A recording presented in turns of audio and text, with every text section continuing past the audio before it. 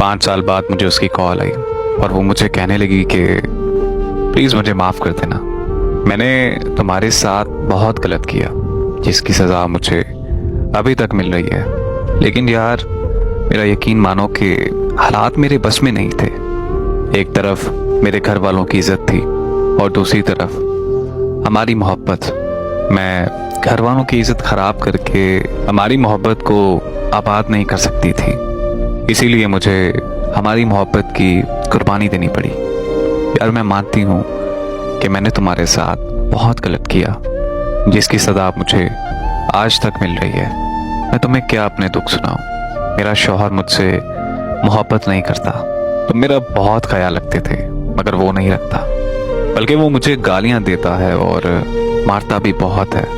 आज 5 साल हो गए मैं माँ नहीं बन सकी, इसलिए आज वो दूसरी शादी करने जा रहा है। उसने मुझे इतना टॉर्चर किया है कि मैं ज़हनी मरीज़ा बनकर रह गई हूँ।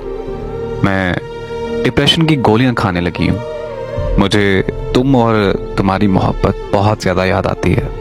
मैंने कई बार तुमसे रब्ता करने का सोचा लेकिन कभी मेरी हिम्मत नहीं हो पाई। वैसे भी यार तुम अपनी ज़िंदगी में अब आगे बढ़ चुके होगे। मैं बस अपनी ज़िंदगी के आखिरी लम्हात में तुमसे माफ़ी मांगना चाहती हूँ और मैं ये बताना चाहती हूँ कि मैं आज भी तुमसे बहुत ज़्यादा मोहब्बत करती हूँ। इससे पहले कि मैं कुछ बोलता और उसकी कॉल बंद हो गई और फिर दोबारा मेरा कभी उससे रब्ता नहीं हो सका।